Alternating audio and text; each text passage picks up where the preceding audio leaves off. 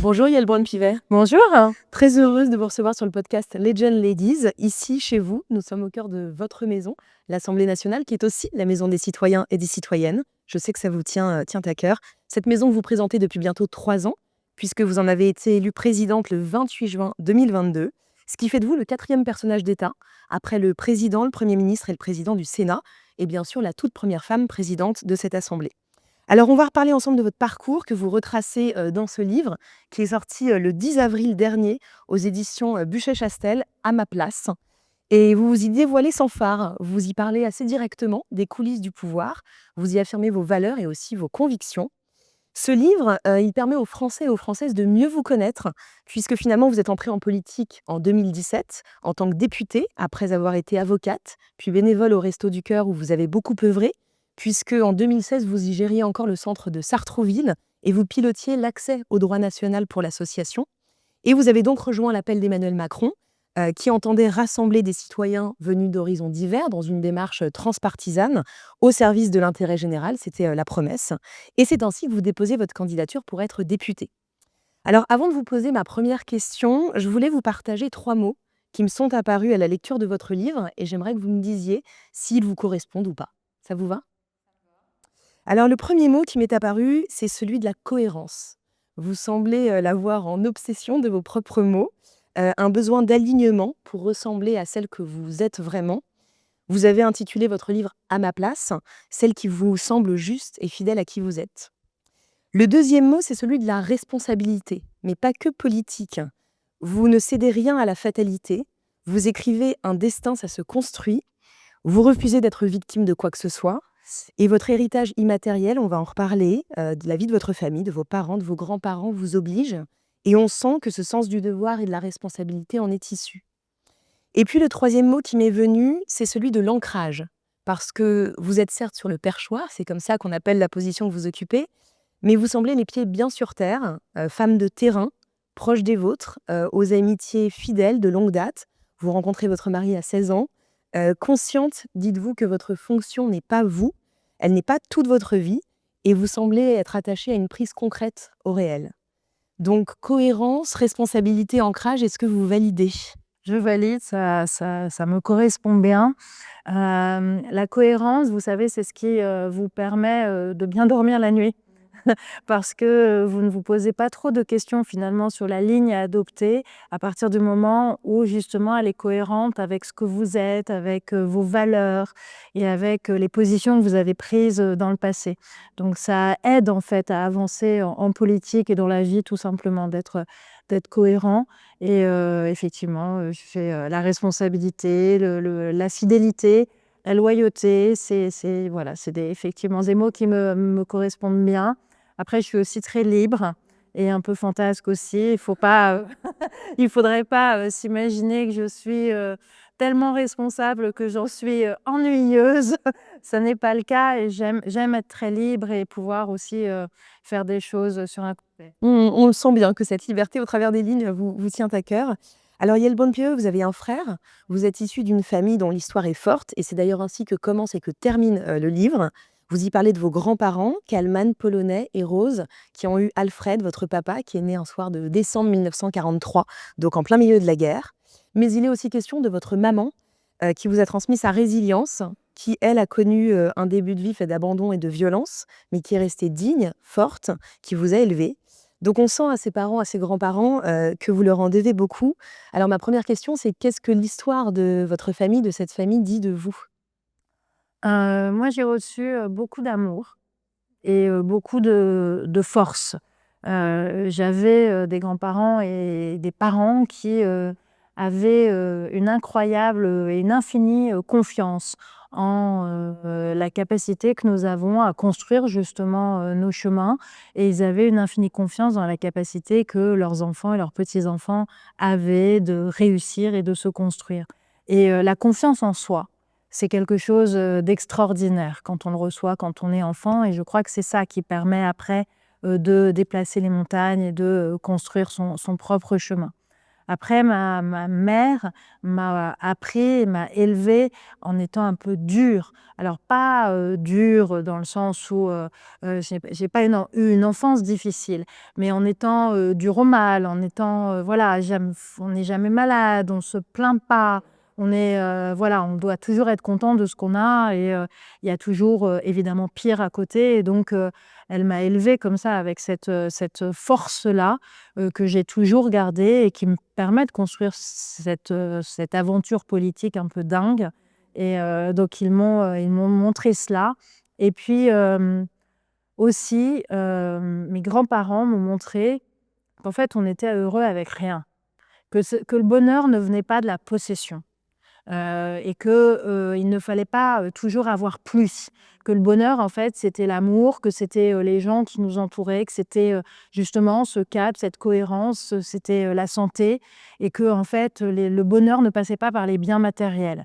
Et mes grands-parents, quand ils sont morts, n'avaient, rien et ça ne les a pas empêchés d'avoir, la vie la plus heureuse du monde et de se sentir les plus heureux du monde et les plus chanceux. Et la confiance en vous que vous mentionniez, ça n'a pas exclu les phases de doute, de questionnement que vous retracez aussi, on va en parler. Ce que vous dites sur le bonheur, qui ne tient pas notamment à l'avoir, ça me fait penser à cette phrase d'André Comte-Sponville qu'on a reçue sur le podcast et cette phrase m'a interpellée. Il disait: «Le bonheur n'est pas dans l'avoir, ni même dans l'être, il est dans le faire». Ce sens de l'action aussi qui peut-être, se rattache à un sentiment d'utilité, le fait de se sentir utile. Mmh. Ça, c'est indispensable pour moi et c'est mon moteur, c'est ce qui me fait, me lever, tous les matins. Alors j'ai d'abord évidemment, fait pour les autres en étant, avocate et donc en défendant des causes. Puis après j'ai fait pour mes enfants, pour ma famille et j'ai pris du temps pour cela et j'en suis la plus heureuse du monde et je l'assume même si, parfois c'est un peu, étrange d'assumer cela aujourd'hui, mais moi j'assume d'avoir pris le temps et d'avoir, consacré, des moments importants pour mes enfants et donc j'ai fait pour eux et puis, après j'ai fait pour les Restos du Cœur, donc pour les plus démunis, les plus fragiles et maintenant, ben, j'essaye, pompeusement de faire, pour l'ensemble des Français. Mais effectivement, toujours en fait, se diriger vers les autres, pas vers soi, et c'est, quelque chose pour moi qui est extrêmement, important. Si on revient un petit peu à vos plus jeunes années, est-ce que vous sauriez dire quel est votre premier souvenir d'enfance ou vos premiers souvenirs d'enfance? Si on revenait, je ne sais pas, à la maison ou l'appartement de vos 6 ans, à quoi ressemblaient, les journées, les week-ends, les vacances? Ah moi j'étais, fan de poney et donc je parle de ma meilleure amie de l'époque qui est toujours, vraiment une amie très, très proche et avec laquelle on faisait du poney et on passait des heures et des heures comme, beaucoup d'enfants, tout petits dans le crottin, à les brosser et cetera et j'ai vraiment des 1ers souvenirs d'enfance très joyeux avec ces poneys et puis, après j'ai été une petite fille, assez turbulente, assez têtue, mais là aussi très choyée par mes parents et par mes grands. Ça va rassurer les mamans là qui nous écoutent, il y en a, sur le fait qu'un enfant turbulent peut effectivement forger son destin. Puis j'étais une vraie tête de mule, hein. Ouais, l'obstination, la persévérance finalement. Voilà, ouais, mais parfois très têtue, j'ai un souvenir d'enfance où, on allait rendre visite à une tante et je voulais pas lui dire bonjour et donc elle m'a laissée dehors. Elle m'a dit: «Mais tu ne rentreras pas chez moi tant que tu ne m'auras pas dit bonjour». Bah, je suis restée dehors. Et j'ai dû passer 2 heures dehors à attendre, que la visite se termine parce que d'un côté, elle était têtue et je ne rentrais pas chez elle si je n'avais pas dit bonjour, mais de l'autre côté, moi j'étais aussi têtue qu'elle et donc voilà, j'étais, assez ferme. Alors vous le mentionnez, vous avez été avocate et vous dites que vous avez gagné en confiance aussi au fil de vos expériences, mais aussi de vos rencontres. Il y a eu notamment celle avec Hervé Temim, qui est un grand pénaliste et auprès duquel vous avez justement avec cette obstination longtemps insisté pour entrer dans son cabinet jusqu'à y parvenir. Qu'est-ce que vous avez appris à son contact et quelles ont été peut-être les autres rencontres aussi marquantes comme celle-ci? Alors Hervé, c'était, j'ai appris mon métier. J'ai appris le métier, d'avocat, j'ai appris, la défense qu'il avait, chevillée au corps. J'ai appris, à justement à choisir des lignes. En fait, être avocat, c'est, convaincre et faire de la politique, c'est convaincre aussi Et pour convaincre, il faut construire une argumentation. Il ne faut pas prendre tous les arguments qui vous viennent à l'esprit. Il faut réussir à les organiser, à tracer des lignes de force, etc., pour justement porter des idées. Et donc Hervé m'a appris cela. Il m'a appris à me battre, à rentrer dans des audiences qui étaient perdues d'avance et à conquérir la victoire à force de l'argumentation. En se battant, tout était possible avec lui. Et il n'y avait pas de procès perdu d'avance. Et donc, il fallait voilà, ce combat à l'audience en tant qu'avocat. C'est lui qui me l'a appris.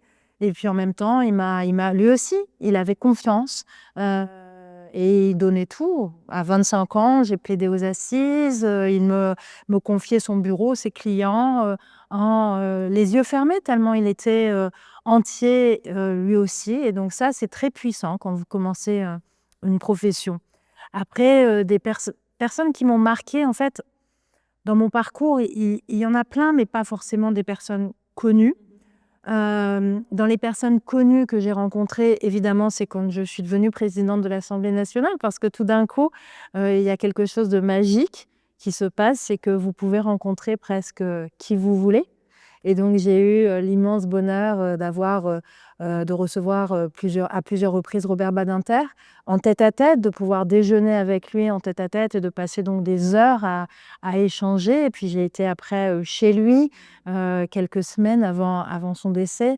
Et ça, c'est des rencontres qui marquent parce que c'est des légendes qui font partie de notre panthéon. Et après, c'est des hommes, par exemple, on parlait de Volodymyr Zelensky, parce que vous sentez, quand vous le rencontrez, je l'ai rencontré évidemment lors de voyages en Ukraine à Kiev, et vous sentez toute la force qu'il a et qui est physique en fait, et tout son être n'est tourné que vers un seul objectif, défendre son pays, et ça se ressent physiquement, et ça aussi c'est très impressionnant, et je crois que c'est ça, toutes ces rencontres finalement, c'est aussi, finalement, elles ont comme point commun des combats. Robert avait un combat qui était le combat pour la peine de mort, pour les prisons. Et en fait, c'est se dire, quand on a des combats, des valeurs, des causes, eh ben, il faut les défendre et il faut tout donner pour défendre ces causes. Et ça rejoint la cohérence dont on parlait, les convictions. Faire de la politique, c'est ça. C'est pas juste se dire je suis le meilleur ou j'ai les meilleures idées. C'est vraiment avoir des convictions chevillées au corps et après tout faire pour les porter et les faire gagner. Ça me parle beaucoup. Alors, au sein de ce cercle, on parle beaucoup de leadership souvent. Moi, c'est une notion qui m'intéresse. Il y a souvent ces 3 C, et vous en avez mentionné 2, les convictions, la cohérence, parce qu'il faut les assumer au travers des actes, et puis la constance, les tenir dans le temps, et c'est pas le 3e C qui est des moindres.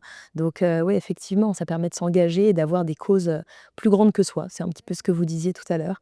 Alors, vous prouvez que les trajectoires ne sont pas des lignes droites, parce que vous l'avez dit, vous avez été avocate, vous avez mis un temps et avec bonheur votre carrière de côté pour vous occuper de vos 5 enfants. On n'a pas mentionné, vous en avez quand même 5.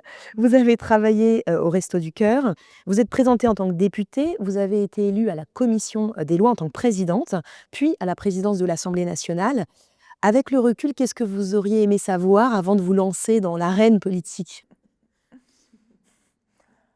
Non, rien de particulier. En fait, moi, j'aime par-dessus tout découvrir des nouveaux univers, être surprise par la vie, par les différentes expériences. J'aime le changement, j'aime le mouvement, j'aime l'action. Et donc, en fait, j'aime être vraiment faire le saut dans l'inconnu. Et c'est ça qui me plaît. Et donc, en fait, trop savoir là où je vais aller ne m'intéresse pas. Et je préfère justement découvrir. Et je trouve que c'est beaucoup plus excitant. Et effectivement. Alors, je vais prendre un passage de votre livre que je vais lire. La donne vient subitement de changer. Quelque part au fond de moi, j'ai cette conviction sincère que je saurais faire fonctionner cette Assemblée nationale qui s'annonce inédite et fragmentée. Je sais que c'est quelque chose qui ne se dit pas, encore moins quand on est une femme, mais en bonne navigatrice, j'aime être à la barre. Vous aimez diriger, vous avez de l'ambition. Comment vivez-vous au fond de vous le pouvoir qui vous est conféré ? Parce que c'est quand même du pouvoir, au-delà de la responsabilité. Et est-ce que vous pensez qu'il existe une manière spécifique pour les femmes d'exercer le pouvoir ? Au début, je ne pensais pas. Je me disais, c'est égal. Et puis, en fait, ce sont justement des parlementaires, et bien souvent de l'opposition, qui, suite à certaines décisions que j'ai prises en tant que présidente de l'Assemblée nationale, m'ont écrit en me disant il aura fallu attendre qu'une femme préside cette assemblée pour que cette décision soit prise. Et ça résonne en moi. Et effectivement, peut-être qu'il y a une façon d'exercer cette présidence au féminin. Je suis après aussi une femme de dialogue. Je suis dans l'action. Et donc, quand je peux prendre une décision qui a un impact immédiat, ça m'intéresse et je tergiverse pas pendant des semaines et des semaines. J'agis vite. Et la dernière décision que j'ai prise comme ça très rapidement, c'était celle d'afficher sur les grilles de l'Assemblée nationale les portraits de nos otages d'État en Iran, Cécile Collère et Jacques Paris. Et j'ai eu la demande des familles il y a quelques semaines de cela, et en peut-être 15 jours, 3 semaines, on a installé les portraits. La décision a été prise et on l'a réalisée. Et effectivement, une députée m'a écrit en me disant « mais il aura fallu qu'une présidente… » Il n'y avait qu'une présidente pour décider cela aussi vite. Et c'est la première fois dans l'histoire de l'Assemblée nationale qu'on affiche des portraits comme cela sur les grilles de l'Assemblée. Et donc, peut-être que ça marque une présidence au féminin, peut-être plus dans le concret, dans l'efficacité, dans l'ouverture. Et puis, moi, j'ai décidé d'ouvrir l'Assemblée aux citoyens, et les citoyens pénètrent maintenant en nombre dans l'institution. Et là aussi, c'est peut-être quelque chose de plus féminin. Après, une fois quand vous devenez président de l'Assemblée nationale, c'est quelque chose de très lourd, en fait. Plus jamais vous vous sentez léger. Plus jamais. Parce que vous savez, et encore plus après la dissolution, que les décisions que vous prenez, que l'action que vous menez à la présidence vont avoir un impact profond sur la vie démocratique de votre pays. Moi, aujourd'hui, je suis comptable du bon fonctionnement de l'Assemblée nationale. Mais si l'Assemblée nationale se bloque, aujourd'hui, nous rentrons dans une crise démocratique profonde. Et donc, vous voyez bien qu'à la place qui est la mienne, le rôle que j'ai à jouer aujourd'hui est vraiment fondamental. Et donc, vous perdez de l'insouciance, vous perdez de la légèreté parce que chaque mot, chaque action est pesée au trébuchet. Vous perdez de la spontanéité parce que vous savez que ça va avoir de l'impact sur la vie de millions de personnes. On perd en légèreté, est-ce qu'on perd aussi en liberté, cette liberté à laquelle vous êtes aussi attaché, forcément de fait ou… Alors non, justement, j'essaie de continuer à exercer cette fonction en restant très libre. Alors, ça peut sembler bizarre, mais je crois que c'est fondamental de garder cette liberté, cette indépendance aussi qui va avec, surtout dans le contexte actuel où c'est une assemblée qui n'a aucune majorité politique. Et les députés, les présidents de groupe de l'opposition me le disent souvent. C'est parce que tu es libre, c'est parce que tu marques ton indépendance que nous te respectons et que cette Assemblée nationale peut fonctionner. Donc, il faut aussi s'adapter à ce contexte qui est le nôtre et savoir avoir un pilotage finalement assez fin parce que la situation est d'une complexité folle. Quel a été le moment pour vous, le plus intense, le plus marquant? Alors, vous en parlez dans le livre, mais depuis que vous êtes justement présidente de l'Assemblée nationale, un moment qui s'est passé au sein de l'Assemblée, lequel vous retiendriez? Alors, au sein de l'Assemblée, il y a le moment fondateur quand vous devenez présidente. C'est un moment quand même assez incroyable. Il y a 2 moments, en fait, quand on devient président. D'une part, il y a le moment où mes collègues, lors de la primaire interne, m'élisent, donc pour être la candidate de la majorité. Et là, c'est très, très émouvant parce que c'est un combat qu'on a mené. Il faut aller chercher les voix, une après une. Et ça aussi, je le raconte, c'est important de se dire que ce ne sont pas des fonctions qui viennent à vous.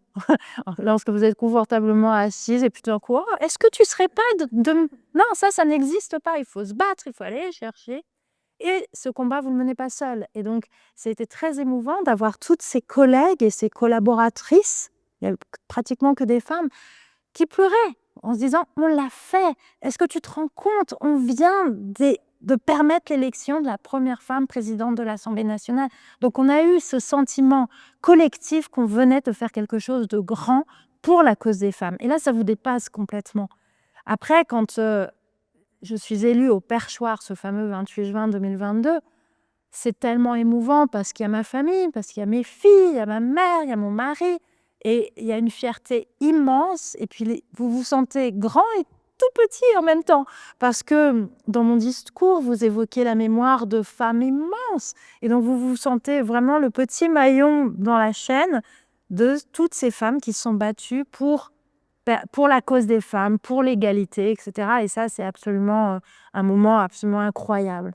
Après, c'est les moments, il y a des moments d'union qui sont très beaux. Lorsque l'on rend hommage à Mahsa Amini, vous n'entendez pas une mouche voler, l'hémicycle est blindé, on est debout, en silence, et on rend hommage à ces femmes iraniennes qui se battent. Et ça, il y a une émotion qui traverse l'hémicycle, qui traverse les parties, et ça, c'est très fort. Et puis, il y a les moments de tempête, les moments où vous, voilà, comme sur un bateau, tout d'un coup, vous sentez, vous le voyez, vous le sentez physiquement, le vent qui se lève dans l'hémicycle, et puis vous sentez que ça monte et que ça explose. Et ça aussi, c'est des moments forts parce que vous êtes au Perchoir, et là, il faut tenir la barre parce que beaucoup dépend de vous. On a vraiment l'impression, quand vous décrivez ces moments dans ce livre, de s'y retrouver. C'est-à-dire que ce soit votre discours, d'entrée où il y a votre famille, vous voyez votre fille aînée, qui est très émue, ou même les moments où, c'est sous votre présidence que le droit à l'avortement est entré dans la Constitution. Vous le décrivez, c'est un moment aussi très fort et comme vous le dites, vous rendez même hommage, à des partis d'opposition, enfin des personnes qui ont œuvré justement pour cela, et on sent, la force de ces moments au travers, des lignes que vous décrivez. On ne naît pas féministe, on le devient, on pourrait le dire. Vous faites votre entrée en féminisme en même temps que votre entrée en politique, en étant confronté au sexisme, aux remarques sidérantes venues d'un autre temps, ou concrètement on vous renvoie à votre condition de femme, à vos 5 enfants, à vos machines à laver, hein, concrètement. Comment est-ce que vous avez géré ces situations et quelle est votre appréhension du féminisme aujourd'hui? Alors, c'est vrai que quand on est dans un monde d'égalité entre les garçons et les filles. Et c'est au fur et à mesure, quand on est confronté à de la misogynie, à du sexisme, à l'inégalité d'accès à certaines fonctions, etc., qu'on se dit, mais en fait, non, il y a pas, cette égalité n'est toujours pas complètement effective ni réelle. Et hier encore, j'étais sur un plateau où j'avais un des chroniqueurs qui considérait que l'égalité salariale, on y était. Donc en fait, on veut bien se cacher les yeux, mais il faut quand même regarder la réalité en face. Alors, c'est révoltant, en fait, quand on rentre en politique, de voir à quel point il y a encore un sexisme qui est assez primaire et qui est crasse. Et donc, on est élu et en même temps renvoyé à sa condition de femme. Et donc, c'est un combat qu'on doit mener. Et pour le coup, ça fait partie des combats très transpartisans. Dans l'hémicycle, il y a une solidarité des nanas. On laisse rien passer. Et là, peu importe la couleur politique, il n'est plus question qu'on laisse et qu'on tolère le sexisme en politique. C'est aussi pour ça que je le dénonce, parce que certains considèrent que c'est fini. Et donc, il n'y a plus de sujet. C'est pas vrai. Le sujet, il existe encore. Et moi, je n'ai jamais rencontré une femme élue, quel que soit le niveau d'élection, qui n'ait pas rencontré à un moment ou un autre dans sa carrière politique des problématiques de sexisme. Donc il faut continuer à le dénoncer et il faut se battre. Et pour se battre, il faut des lois. En fait, il ne faut pas attendre que ça vienne spontanément, naturellement. Donc il faut adopter des lois pour que la société arrive à cette égalité réelle. Et puis après, il faut montrer l'exemple aussi. Et donc, moi, j'ai un cabinet qui est très paritaire, avec des postes à responsabilité occupés par des femmes. J'ai une directrice de cabinet, j'ai une chef de cabinet. Et donc, les postes stratégiques au sein de mon cabinet sont occupés par des femmes. Oui, c'est une volonté aussi. C'est indispensable. Oui, parce que on change les comportements effectivement, et la culture à coup de loi, mais il y a aussi les comportements et vous décrivez des choses aussi anodines, mais qu'un journaliste qui va commencer un article en disant, «Elle arrive blonde» et qui va décrire votre tenue, Bon, on ferait rarement ça, pour un collègue masculin, donc c'est vrai que ça passe aussi par des points de détail. Mais ça passe par des points de détail et c'est toujours effrayant quand ça vient d'une journaliste. Parce que c'est ça Les aussi biais sont dans le les 2 problème. Les sens. billets sont dans les 2 sens. Après, il faut y penser aussi et c'est ce que je fais lorsque je procède à des nominations. En tant que présidente de l'Assemblée nationale, j'ai un pouvoir important de nomination et par exemple, lorsque j'ai nommé récemment une membre du Conseil constitutionnel, il y avait 3 nominations, celle du président de la République, du président du Sénat et de moi-même. Je suis la seule à avoir nommé une femme. Et donc, il faut avoir vraiment ce souci constant parce que les autres ne l'ont pas. Et ça, c'est problématique. Vous n'avez pas été épargné par le syndrome de l'imposteur. On parlait de confiance tout à l'heure. Au moment où vous êtes élu président de la commission des lois, d'abord parce que, comme vous le dites, on ne devient pas efficace d'un seul coup quand on rentre en politique, comme ailleurs d'ailleurs, mais aussi parce que vous n'échappez pas au procès en incompétence, en illégitimité, avec des remarques clairement calomnieuses qui vous sont faites. Votre remède à ça, j'ai l'impression que ça a quand même été le travail. Vous bossez dur, de 7h à 22h dans ce fameux bureau 6581. Vous bûchez, vous apprenez les codes, vous vous trompez, vous essuyez quelques ratés, mais vous apprenez.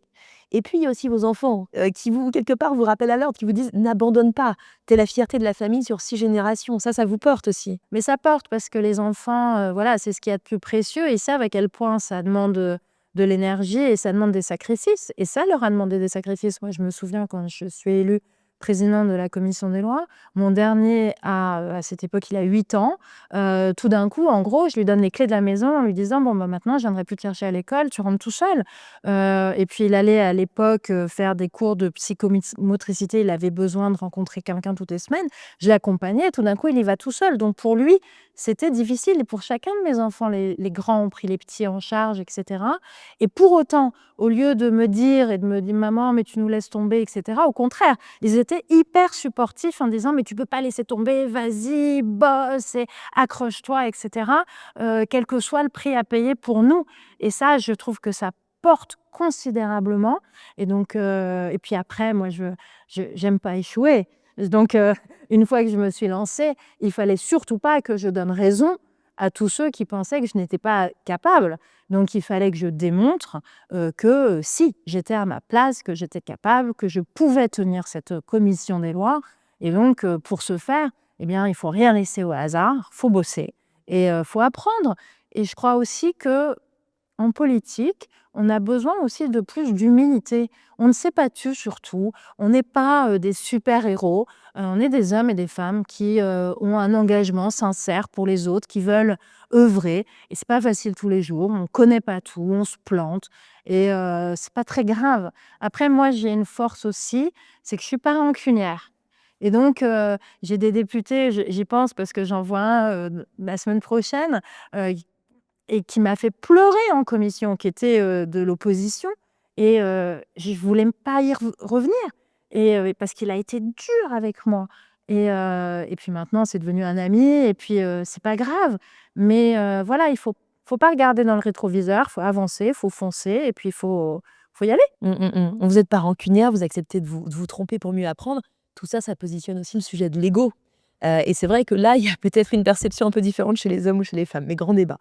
On découvre aussi dans le livre des moments trépidants dans lesquels vous nous embarquez, je l'ai dit, jusqu'à votre élection, mais aussi des moments plus compliqués, plus difficiles, parfois vécus dans l'ombre, où vous doutez, vous lâchez prise, vous y retranscrivez votre vulnérabilité et vous éloignez cette image d'Épinal de la Wonder Woman invincible qui clairement n'existe pas. Vous y parlez aussi de la maladie, le cancer. Pourquoi c'était une démarche importante pour vous et est-ce que vous avez hésité à en parler? Alors, j'ai mis longtemps à me décider d'en parler. Au début, quand cette maladie a été diagnostiquée, là, j'ai voulu, j'en ai parlé tout de suite à mes collaborateurs les plus proches, évidemment à ma famille, et j'ai voulu d'abord mener ce combat sans en parler, évidemment, parce que en plus, ça montrait, je crois, dans une période électorale, une fragilité qui peut-être aurait eu un impact clairement sur le destin politique qui a été le mien. Et puis j'ai voulu me concentrer sur cette bataille. Donc je l'ai menée avec mes proches. Et puis après, je me suis dit, allez, c'est derrière moi. Donc j'en parle pas. Et chemin faisant, j'ai été de plus en plus gênée par le fait de ne pas le dire. Et j'ai commencé, surtout lorsque je rencontrais des femmes qui avaient elles-mêmes eu un cancer lors d'Octobre Rose. Je me déplaçais, j'allais rencontrer des associations, etc. Et j'avais l'impression d'être fausse, voilà, de mentir, puisque je les écoutais et je les écoutais en tant que femme politique, alors qu'on aurait pu partager d'autres choses. Et plusieurs fois, à la fin des entretiens, je glissais à l'oreille de l'une, mais vous savez, moi, mais voilà, vous voyez, moi aussi. Et puis, donc, au fur et à mesure, voilà, ça sortait un petit peu. Puis je me suis dit, allez, ça suffit, il faut en parler. Et il faut en parler pour en faire quelque chose. Pas pour qu'on me plaigne, pas pour qu'on se dise: «Oh la pauvre» et cetera. C'était pas ça. Je voulais vraiment pas ça. Mais je voulais en parler pour que ça serve, et donc j'ai choisi d'en parler ce début d'année, et en faisant un appel à la prévention. Et lorsqu'on voit que les femmes sont plus de 50 à ne pas aller se faire dépister et à ne pas bénéficier de la mammographie gratuite mise en place par la sécurité sociale, il y a encore beaucoup à faire. Et donc, j'ai lancé cet appel à la prévention en prenant mon exemple qui avait été clairement négligente pour y aller. Ouais, et puis ça parle évidemment de ce sujet du cancer, chez les femmes, mais plus largement, ça touche au sujet de la maladie qui peut s'inviter dans n'importe quelle vie, à n'importe quel moment, on le sait. Et je trouve que ça donne un éclairage où ça permet de, voilà, d'avoir cette intégration en se disant que ce soit en entreprise, que ce soit sur la sphère publique, c'est pas pour ça qu'il faut s'ostraciser, ni ostraciser les autres, et ça permet quelque part de normaliser ces étapes qui peuvent encore une fois arriver à tout le monde. C'est tout à fait ça. Et on sait à quel point c'est important lorsqu'on est atteint d'une maladie, de pouvoir continuer à être entouré, d'avoir un rôle social, de se lever le matin en se disant je vais bosser, etc. Donc il faut qu'on ait une société beaucoup plus bienveillante, un monde de l'entreprise plus accueillant. Parfois, il faut adapter les postes de travail. Parfois, il faut passer sur un mi-temps, un trois quarts temps, faire du télétravail, peu importe. Adaptons-nous pour que chacun puisse continuer, s'il le peut, à avoir une activité professionnelle. C'est précieux dans la démarche même de guérison. Et ça aide aussi. Moi, je sais que j'ai des personnes qui m'ont aussi dit, en fait, je l'ai caché parce que peur que ça gêne une promotion, peur que ça exclut. Or, c'est douloureux et ça empêche finalement de mener pleinement le combat contre la maladie, d'être dans le secret. Et donc, on n'a pas besoin, quand on lutte contre la maladie, de mener plusieurs combats de front. Contre la maladie est largement suffisant. Et donc, voilà, si on peut lever le tabou de ces maladies et permettre à chacun, voilà, d'avoir un regard beaucoup plus bienveillant, ça serait formidable, et peut-être que mon témoignage permet cela. Vous avez été directement menacée à différents égards, notamment par des attaques antisémites. À chaque fois, vous avez pris acte et porté plainte pour ne rien laisser passer. Comment faites-vous de manière plus générale pour préserver, j'ai envie de dire, votre santé mentale face aux différentes pressions et menaces? Dans le livre, il y a cette horrible anecdote où vous ouvrez une enveloppe, il y a des petits cercueils pour faire allusion aux membres de votre famille. Comment on dort le soir, même si on est en cohérence avec soi? Voilà, au niveau de votre santé mentale, comment vous faites? Je j'y prête plus attention parce que ce sont des menaces qui, fort heureusement, ne sont jamais venues dans la vie réelle. C'est-à-dire que je n'ai jamais eu quelqu'un qui, en face de moi, me menace physiquement. Voyez, moi aussi. Mais voyez, c'est des lettres anonymes, c'est les réseaux sociaux, et donc en fait, c'est des couards, c'est des lâches qui, dans le confort de leur domicile, sont les auteurs des pires des menaces. Et donc en fait, j'essaye de ne pas y prêter attention. Je vois que ça affecte beaucoup plus mes enfants, qui, eux, sont très perturbés parce qu'ils regardent les réseaux sociaux.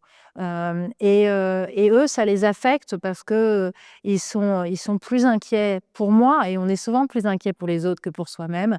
Et c'est mes enfants qui m'ont demandé de renforcer ma sécurité, parce que moi voilà, je disais: «Mais non, c'est allégé» et cetera. Donc jusqu'au 7 octobre, par exemple, je n'avais pas de sécurité devant chez moi.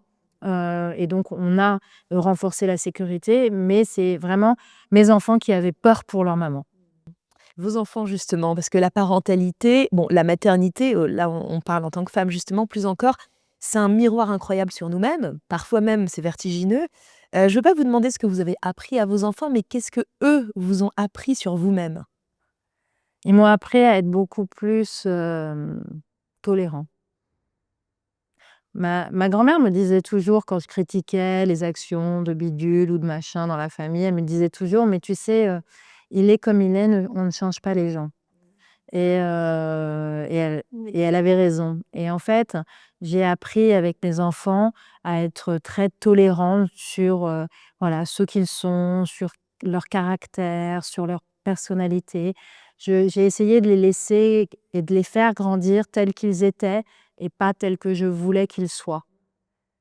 Et donc, il faut, accepter de lâcher prise et de pas, vouloir les enfants, idéaux, au parcours, scolaire absolument, époustouflant et cetera. Il faut essayer de les guider au mieux vers, pour qu'ils trouvent qui ils sont vraiment, leur place. Et c'est mon job, et donc être très tolérante avec les uns et les autres, et peut-être plus bienveillante. Je voudrais qu'on adresse, certains points de politique, générale. Il y a une défiance qui est assez forte envers la politique, notamment chez la jeune génération. Qu'est-ce que vous auriez envie de dire à ces jeunes, justement, qui se sentent plus forcément représentés? Justement, engagez-vous, prenez votre place en politique. On a besoin de jeunes en politique. La politique n'est pas réservée à des héritiers, elle n'est pas réservée à des énarques, elle n'est pas, réservée, à, des, mâles de plus de 60 ans aux cheveux grisonnants. La politique, c'est l'affaire de tous.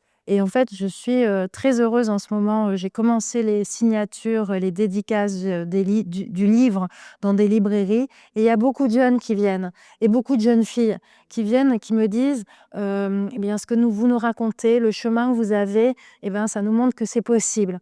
Et donc briser le plafond de verre, ce que j'ai fait, je ne l'ai pas fait pour moi finalement. Je l'ai fait, pour vous, pour nos filles, pour tous ceux qui vont vouloir, et maintenant peut-être pouvoir, se projeter dans des postes de pouvoir, dans des postes à responsabilité. Et donc, il faut leur dire aux jeunes: «Allez-y, osez, foncez, et puis c'est pas grave si vous vous trompez, c'est pas grave si, vous trébuchez, on se relève et on repart». Mmh. Oui, et c'est pour ça qu'on a besoin, à la tête des institutions, de personnalités qui donnent envie. Ça joue aussi beaucoup. Hem, En juin prochain se tiendra une conférence internationale organisée avec, l'Arabie Saoudite, et durant laquelle Emmanuel Macron pourrait, justement avancer la solution à 2 États, reconnaissant ainsi l'État palestinien. Vous qui connaissez bien le sujet, pour vous, un État palestinien, ça ressemblerait à quoi? J'ai envie de vous demander, et surtout, est-ce que vous pensez que ça pourrait enchaîner, la reconnaissance en parallèle de l'État d'Israël, ce qui n'a pas été le cas jusqu'à présent par les pays, arabes? Bien, c'est un peu, un rêve collectif en fait, qu'il y ait enfin, dans cette région du monde, 2 États qui vivent en sécurité et en paix. C'est, ce à quoi tout le monde aspire depuis, la création de l'État d'Israël, donc depuis 1948. Et malheureusement, ça n'a jamais été le cas. Il y a eu des périodes plus, pacifiées, mais nous n'avons jamais réussi à instaurer une paix, durable dans cette région du monde où, il y a, 2 peuples qui aspirent, à vivre, et qui ont des liens forts, historiques avec cette terre. Donc je crois que les initiatives du président de la République sont des initiatives fortes. On voit bien qu'en ce moment, la voix de la France compte. Elle compte, sur, la résolution du conflit, en Ukraine. Elle compte avec, la position de la France au Moyen-Orient, où elle compte aussi, face, à la politique, assez agressive de l'administration, de Trump en matière, de commerce. Et vous voyez, c'est ça la politique, c'est avoir, une voix qui porte, mener des actions qui ont de l'impact. Et là, l'action du président de la République je l'espère, aura de l'impact en juin. Donc, c'est une importante conférence sous l'égide de l'Arabie saoudite et de la France.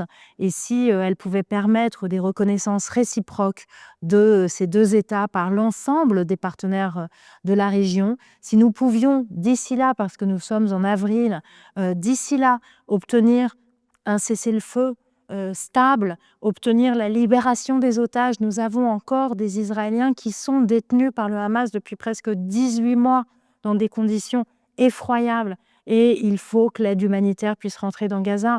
Donc, il faut vraiment mettre toutes nos forces dans la bataille pour obtenir d'ici juin ces trois choses, le cessez-le-feu, un accès à l'aide humanitaire et la libération des otages, pour espérer obtenir en juin un début de règlement pacifique de ce conflit et espérons qu'il soit durable. Mais il faut qu'on s'y mette tous. Collectivement. La situation de la France aujourd'hui, bon, elle est loin d'être idéale, même si nous sommes optimistes. Je sais que vous êtes une éternelle aussi optimiste, réaliste, hein, il faut bien le préciser. On a un gouvernement qui n'a pas les pleins pouvoirs, ce qui forcément on peut créer une forme d'immobilisme. Il y a des extrêmes de part et d'autre, avec notamment un RN qui est le plus représenté à l'Assemblée. Je crois qu'il y a 124 députés. Si on l'associe à l'Union des droites, on est pas loin de 140. Quelle est votre lecture de la situation politique, économique, sociale de la France aujourd'hui? Complexe, la situation, c'est le moins qu'on puisse dire. Moi, je suis à la tête d'une Assemblée nationale qui est extrêmement fragmentée, avec effectivement deux faits majeurs, l'absence totale de majorité pour le gouvernement en place et la présence très forte des extrêmes, que ce soit l'extrême gauche ou l'extrême droite, avec plus de 200 députés de force radicale. Donc, c'est une situation très complexe. Ça ne veut pas dire que ça forcément conduit à de l'immobilisme, bien au contraire. Pour moi, on a vraiment une occasion unique. Unique de renforcer la place de l'Assemblée nationale. Et vous avez utilisé l'expression «le gouvernement n'a pas les pleins pouvoirs», mais heureusement, parce que démocratiquement, ça poserait de vraies difficultés. Il faut une Assemblée nationale forte. L'Assemblée nationale, elle représente le peuple, elle représente la nation, elle contrôle l'action du gouvernement, elle évalue son action et elle légifère. Et on a besoin d'une Assemblée qui soit vraiment très solide. Après, dans une Assemblée sans majorité, il faut construire des compromis, il faut construire le dialogue, il faut réussir à à regrouper des forces constructives. C'est très difficile, mais ça n'est pas impossible. On arrive à le faire. On a voté la loi sur la parité, justement, aux élections locales, qui va renforcer la présence des femmes dans les conseils municipaux des petites communes. Elle a été votée il y a une quinzaine de jours. Nous venons de voter un texte très important sur le narcotrafic à une très large majorité. Donc, on arrive à trouver des chemins, mais c'est plus difficile. Mais ce n'est pas parce que c'est plus difficile qu'il ne faut pas s'y atteler. Et je ne fais absolument pas partie de ceux qui pensent que pendant 2 ans, on ne fera plus rien. Au contraire, nous avons des grandes réformes à continuer à porter, des réformes sociétales sur la fin de vie, et qui va être examinée dans 3 semaines à l'Assemblée nationale. Mais sur la proportionnelle, sur la simplification administrative, nous avons encore beaucoup à faire. Alors on va se projeter un petit peu, on va faire un exercice de visualisation. On est en 2027, vous me voyez venir? Vous êtes élu président de la République, à quoi ressembleraient les 90 premiers jours? Heu, Quelles seraient vos premières mesures? Je vois pas, c'est très impossible quand on fait de la politique, de se projeter comme ça. 2027, c'est dans une éternité et personne ne sait. Regarder la vitesse à laquelle marche le monde et à laquelle évolue cette société et donc pour moi, c'est impossible de se projeter. Ce d'autant plus que si on revient à la situation en France, je crois que 2027 sera très dépendant de ce que l'on fait en 2025 et en 2026. Et donc, c'est pour ça qu'aujourd'hui, moi, je mobilise toutes mes forces sur le moment présent et sur ma capacité d'action aujourd'hui. Et donc, je sais qu'il y a beaucoup de gens qui pensent d'ores et déjà à 2027, mais je crains que penser aujourd'hui à 2027 conduise à être immobile. Et je pense que c'est la pire des choses. Oui et puis il y a de quoi faire déjà aujourd'hui effectivement. Je ne pouvais pas ne pas vous poser la question. La dernière question, Yaël Braun-Pivet, elle parle d'ambition. Qu'est-ce que ça représente pour vous ce mot, l'ambition? Et je trouve ça très sain, l'ambition. L'ambition, c'est se fixer des objectifs qui sont plus grands que soi et donc de se donner après les moyens de les atteindre, de se dépasser et donc avoir de la persévérance, travailler, et cetera. Et donc je trouve que l'ambition, c'est très sain. Il faut se fixer des objectifs qui sont plus grands que soi pour avancer dans la vie. Je voulais remercier vos équipes pour l'organisation de cet entretien. Je voulais vous remercier beaucoup pour ce livre déjà, Merci. et puis de nous avoir reçus ici à l'Assemblée. Et merci infiniment pour cet Merci à vous, épisode. c'était un Merci vrai beaucoup. plaisir. Merci à tous.